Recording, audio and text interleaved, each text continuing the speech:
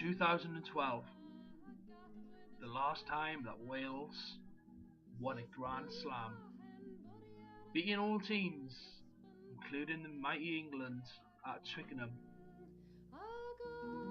But since then, the Welsh team have struggled, losing in the quarter-final of the World Cup and even a Grand Slam defeat to England in 2015.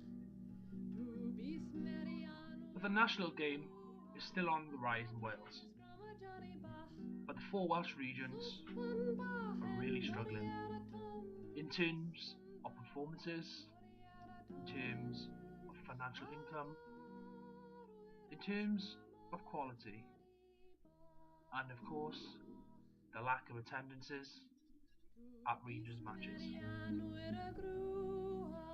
So what can be done? What can be done to improve attendances at the four regions? This documentary will highlight the problems and the solutions in the long term and in the short term, and more importantly, give an awareness to the public on how important regional rugby is to the professional and the amateur game within Wales. This documentary will also include interviews with Nick Lockley, Operations Manager at the Ospreys, and Andrew Thomas, a former Community Development Manager within also the Neath Swansea Ospreys region. These interviews will ask about their views on the problems regarding attendances at the four Welsh regions.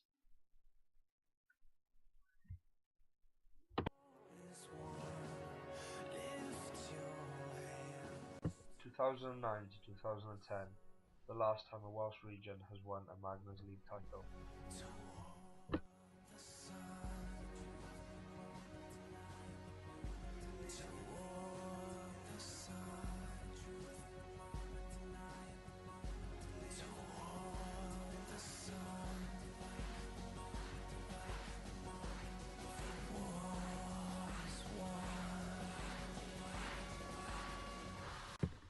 The season of 2009 to 2010, the Ospreys dominated the Magners League and went on to win the Magners Championship title, defeating Irish superstars Leinster 17-12.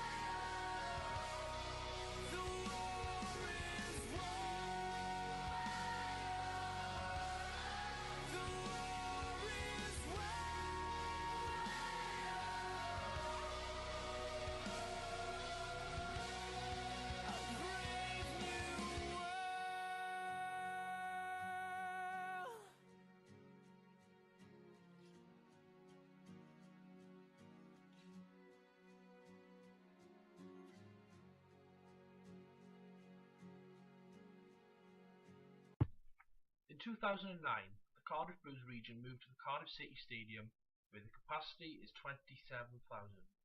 Attendances were high at the beginning at 10,750, but dropped down to 7,000 in the 3 years. The region moved back to the Cardiff Arms Park in 2012 and installed a 3G pitch. The region lost 3.6 million due to the move back and poor attendances at the Cardiff City Stadium.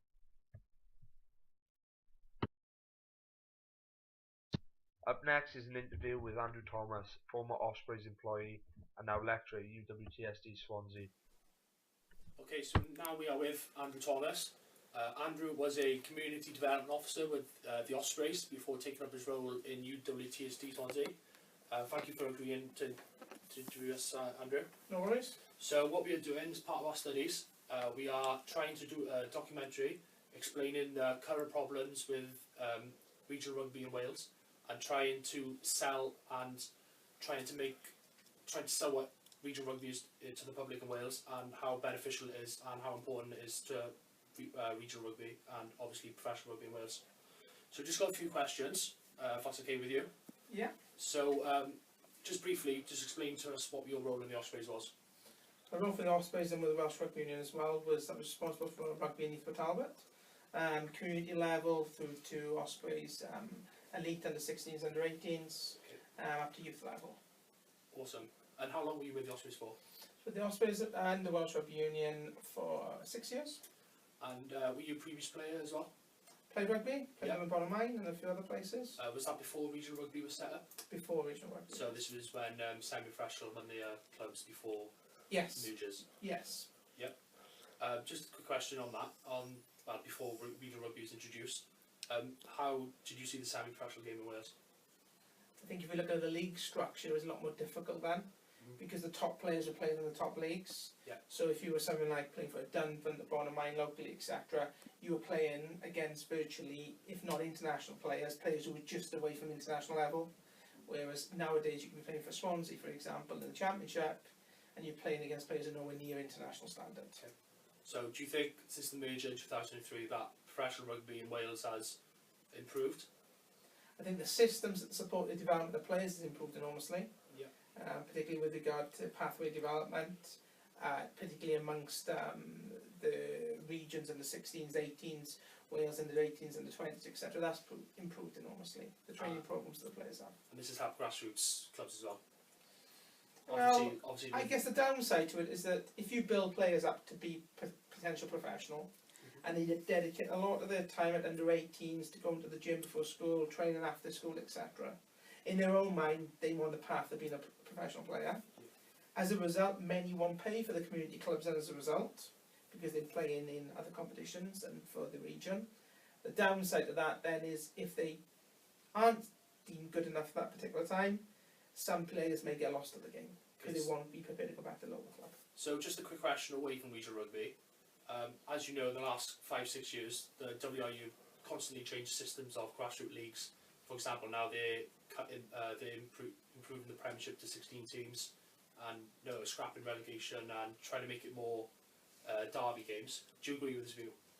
I think modern day society deems that people got less time, so the thought of someone travelling from Swansea to Aberystwyth for a game, unless they're playing at regional standards, isn't really needed. So more local derbies are probably beneficial and keeps clubs playing. And do you agree that this helps the regions as well at the same time? I think it gives a greater sense of identity for the regions. People feel perhaps a part of it more.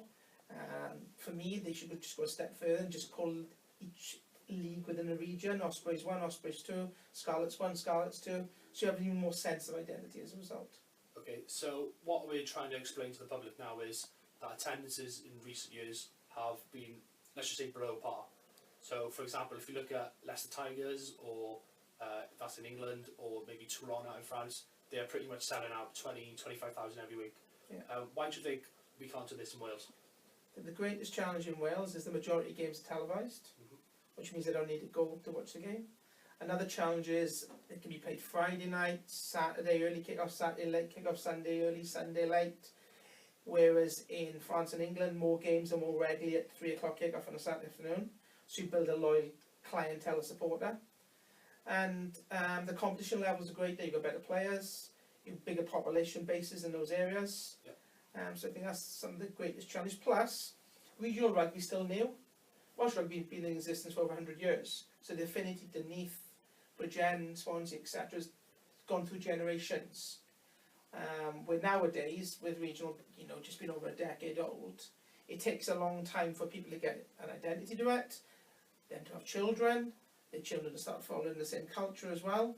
So it could easily take another 20-25 years if it's fully ingrained within society.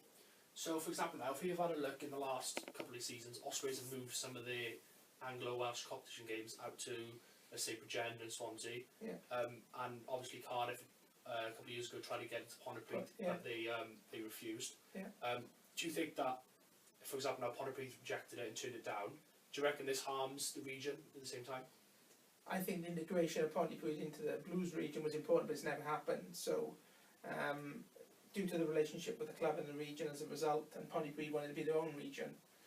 For the Ospreys perspective with regard to going to Bridgend and the Knoll and everywhere else, Aberafan, it's good because they get out in the community, etc. Plus, let's be fair, most of those games aren't played with the best players. Yeah. So it's a way for the community to see them at the £5 per ticket, usually something like that. So it's quite an inexpensive way to see emerging players. Yeah. So if we have a look at the Judgment Day concept now, last season over 52,000 tickets were sold at the stadium, with media and television and journalists saying that 60,000 tickets have already been sold this season. What's your views on the concept? I think the Judgment Day concept kind of suits Welsh rugby and traditional in that we all go to Cardiff to watch Wales play, or lots of people go to Cardiff to watch Wales play. So we're used to that day out in Cardiff. So this is just an addition to the existing fixture list. To bring that back into the regional hubs, which are the stadiums themselves, is a different concept because we're not going to Cardiff for a day out. We just go to watch the game at the Liberty or Parc des Scarlets, etc. So I think the concept's great, but I don't think you want to overdo the concept either. Do you think this could be a long-term? I think it could be a long-term once or twice a year. Yeah. If you overdo it, again, it'll become a norm, and people won't see it as a day out, they'll just see it as another game. I think, that's a danger. Plus you want people to be attached to the local stadium. So we have a final question for you. In recent seasons, we've seen Wales stars such as Lee Halfpenny, Jamie Roberts, George North, Mike Phillips, and obviously now Toby Faletau moved across the border to either England or France. Do you think this hurts that high-profile players are leaving Wales? Do you think this hurts attendances for the local regions? Potentially, yes, because you've got some of the best players who are Welsh not playing in Wales. But what you've got to remember as well, due to the contract with the Welsh Rugby Union and the regions, lots of the players aren't available for every game anyway. So sometimes the regions will purchase players who are available for every game because they can utilise it as a result. So I think one of the greatest challenges there, more than anything else, is that yes, you want your best players playing more often. One way to do that is to change the current relationship with the Welsh Rugby Union and to say every Pro 12 games matters. Every Pro 12 games we have our best players. If you watch the top 14 in France or the Premiership in England, their best players are playing week in, week out. They're not resting them because there's a Six Nations game in 3 weeks' time. They're playing week in, week out. I think that adds quality and helps attendances as a result. But some would argue the national team suffers as a result. So do you think central contracts are the way forward? Yes, in that you can pay players more to stay in Wales. But the downside of that again is that it doesn't really help the region. Okay. And perhaps won't help attendances because the employer in that instance would be the Welsh Rugby Union, and if they wanted to keep a player for a particular high profile game coming up, Wales v England in 2 weeks, and the Ospreys are playing Connaught on a Friday night the week prior, they're not going to play for the Ospreys. So in your personal opinion, how can regions and the Welsh Rugby Union help to boost attendances for matches? I think that there needs to be a great emphasis on the Pro 12 and perhaps maybe a move away from the Pro 12 and join the English Premiership. I think that's quite a logical element. Yeah. You get biggest crowds as a result and you get more high competitive games. If you look at away attendances, a lot of the teams who come to the Liberty, for example, Scotland, Glasgow and Edinburgh would bring very few people, mainly because of the distance. But if you're playing Gloucester, Leicester, Bath, Bristol potentially if they get back to the Premiership, it's an hour or two's drive in the car as a result. So attendances are more likely, plus the Sky deals are probably more lucrative. Yep. The downside to that, I guess, from an international rugby perspective, is that if you're not servicing the Scottish and Italian game in particular, will that cause their national teams to reduce their quality? Because remember, all the funding for rugby comes from the national game, predominantly. Or if you compare that to football, it comes from the club game. So the national game needs to be successful because that gives the funds to enable the regions to have 3 to 4 million a year. Right. So it's kind of a difficult scenario because unless you have those big attendances at the Welsh games, you don't get the money to help the regions to grow the attendances. So one would argue there's probably too many regions, so that's quite I guess that's a different debate. But if you had less regions with Ironside. If you did the Scarlets coming with the Ospreys, and you built one stadium rather than two, it was 15,000, you could probably over a period of time sell out 15,000 seats. Okay, so that concludes our interview with Andrew Thomas today. Thank you, Andrew. No worries. In 2014, Leicester Tigers boss Richard Cockrell gave his views on the Welsh region's attendances by saying, with respect to the Welsh regions, there's not going to be an occasion with 24,000 people against the European champions and be good enough to beat them and be the centre of attention of the performance of the team to win the game. Next up is a phone interview with Nick Lockley, currently a board member. A couple of questions here for you. First of all, could you just give us a little introduction about yourself and explain what your job role involves? I am the operations assistant for Ospreys Rugby. So realistically, I look after the players when they're not doing rugby duties, so any commercial duties they do with sponsors, with schools, rugby clubs, etc. And I also actually run the schools program we have on the side where we give a term's worth of work to Key Stage 2 teachers and develop lessons for them in schools. All right, nice. So what our project is about is we're looking into the attendance issues within the Welsh Regional Rugby. So in your view, how would you describe the home attendance rates at the Ospreys within the last 2 years? Well, they're on the right way up, so they are increasing. You can see that sort of all the stats are put on the website, so you can sort of, if you need to go on down, you can get them from there. Yeah. Now it's tricky because we've got 20,000 seater stadium, so we're sort of facing an uphill battle where, you know, when you realistically look at the Aviva Premiership and average attendance is over there, and you know that's meant to be the golden egg. Well, Yeah. you know, we're doing better than, you know, for example, Saracens who are really struggling with the English Premiership champions. Yeah. So it's actually, you know, where we get a lot of bad light and bad publicity saying that we don't fill the stadium or anything.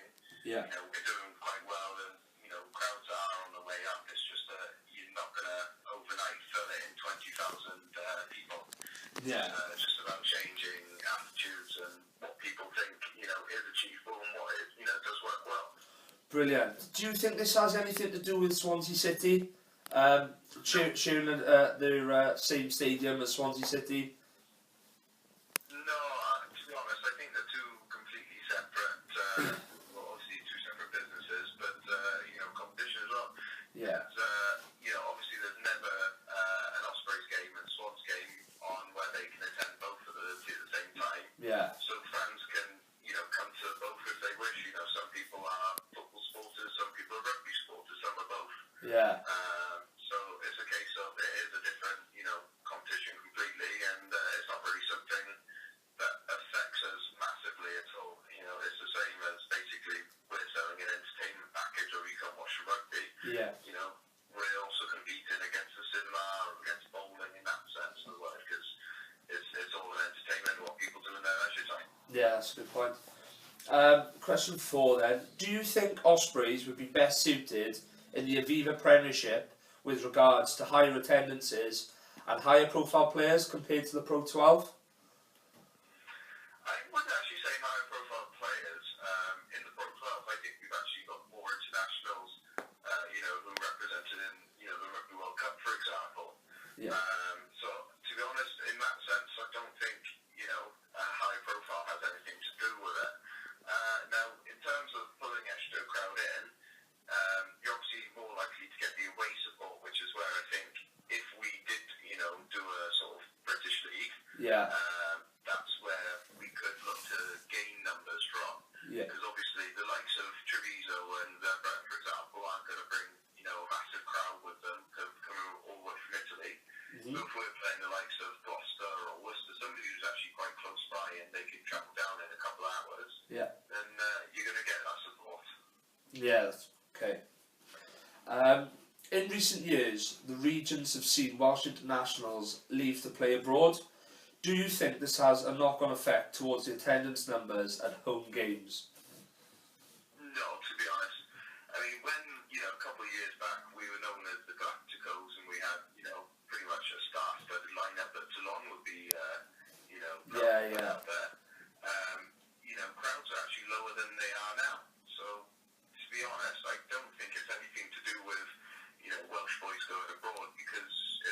anything, actually, it's helped grow local homegrown talent, and that's what people want to come see. Yeah. That's the feedback we've had, that they want to come see, the likes of, players that have played for Dundon, Rumbles, or, wherever the local club may be. Yeah. Do you think, in 2003, the regions all joined together and become 4 Welsh regions? Do you think if they kept it the same, so like it'd be like Pontypridd, Bridgend, Swansea, etc., do you think the attendances at these games would have stayed the same, and do you think they would have been as successful as the Ospreys and the likes of the Blues, the Dragons and the Scarlets are now? No, the problem was we had, I can't remember the total, I think it was 12 professional teams in Wales. Yeah. Now, we've got 4 professional teams now, all within close proximity really of each other, especially, Ospreys and Scarlets, about 9 miles apart. Yeah. And that's quite something, because realistically, you're looking at a smaller population that you're marketing to, because just down the road there's another professional team, Yeah. which draws another base. Mm-hmm. Now, when you're back with, the likes of Swansea, Neath, Bridgend, Aberystwyth, Pontypridd, etc., Yeah. you're spreading that even further because you're having extra professional teams. So I think the regional setup that they've done is the best way forward, to be honest. Yeah, okay, and finally, moving on to the last question now. As an Ospreys employee, how has the region tried to improve attendances over the past 2 years? Probably the best way is we've actually now set up Ospreys in the Community, which is a foundation, soon to be charitable status. Yeah. Now that is going out into schools, into rugby clubs, getting out into the community. Now, for example, Ulster coming up now, Yeah. Ospreys in the Community, they're actually running a Girl Guides Day. Okay. So Girl Guides will be coming as well. In the morning they'll be trained by our Ospreys coaches. Mm-hmm. They'll get quite a bit of activity. Now we also put tickets down for them, so it's a nice little package that they can get, which is cheaper than a normal match ticket, where they get a number of benefits. But it also means that we sold, I think it's an extra 1,000 odd tickets just on the back of that. Oh, wow. So it's going down the route of looking at different avenues rather than just putting it out there and saying, oh, they're on sale. It's Yeah. a case of we've got to find these clusters of super groups that we know that are going to bring numbers through. And what we're really looking to do is target kids, because obviously they're going to be the talents of the future. So Yeah. if we can get them now, then hopefully they'll buy season tickets year after year after year, and we're generating new fans all the time, which would be the way forward, basically. Oh, brilliant. So, like, over the next couple of years, you're hoping with all the ideas and everything that you've got going on now are going to increase the attendances in the future, yeah? Exactly, yeah. I mean, one of the main aims we've got at Ospreys is we call our region Australia, which spreads from Lough Ginnon all the way to Pencoed. Yeah. Now, one of our statements is basically the Ospreys supporting Australia, Yeah. and that'll mean Australia supporting the Ospreys. Yeah. And, the likes of saying we're in schools, we're also doing school cashback, so schools can purchase tickets again at a discounted rate, so I think it's £5 off for adults. It's an extra, hold on, to the couple of, it's only £4 for kids to come into the game.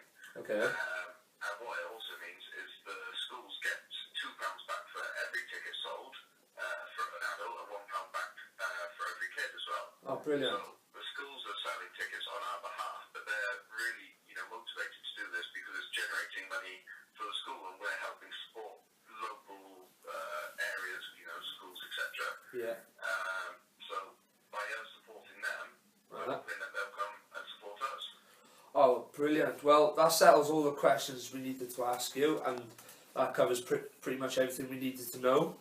Perfect. Just like to say a big thank you for your time, and I really appreciate it. No worries. Hope all goes well for you. Okay? Thank you very much, Nick. Take care. All right, Bye now. Through current research and interaction with the public, we have found many issues in relation with poor attendances with Welsh regional rugby. The largest issue we found was that there is a huge lack of affinity for a region, no passion from the fans. Teams such as Cardiff Blues and Newport Gwent Dragons since 2003 have been accused of disenfranchising the region's roots. Newport Gwent Dragons was originally a partnership of Ebbw and Newport.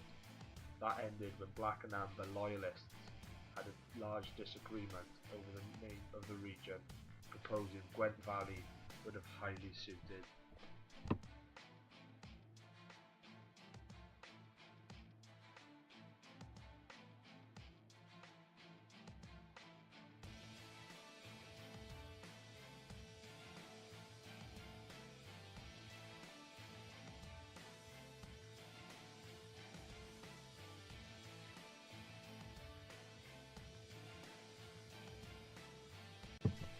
Another large issue with the Welsh regions is the poor product they offer. Many rugby fans refer to the Guinness Pro 12 as a bread and butter league, mentioning that not enough intensity is produced in these games. Former Welsh international and current rugby pundit Gwyn Jones said the Guinness Pro 12 is better, however it still hasn't closed the gap on the Aviva Premiership and the French top 40 in terms of entertainment, quality of rugby, passionate support from the fans, and the big names that are at these French teams. With the French top 14 almost tripling the attendance rates of the Welsh regions, week in, week out, the French teams sell out their home games, whereas the Welsh regions even struggle to get half of the stadium's capacity.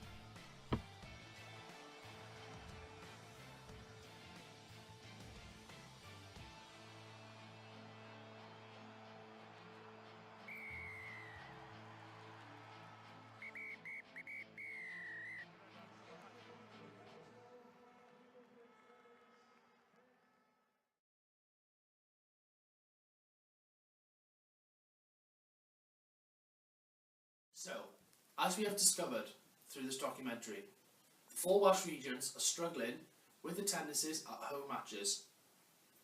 There is no short-term solution to this, with the 4 regions tied down to playing in the Pro 12 League after a CBA agreement with the Welsh Rugby Union in 2013. Andrew Thomas makes a very sensible point during the interview when he suggested that the 4 regions should move to the Aviva Premiership League in England. By joining the Aviva Premiership in England, this would bring quality rugby to Wales every week, boosting attendances at home matches, and help the regions from a financial standpoint. Joining the English League will also give the region a minimum of 15 home matches per season, excluding European games.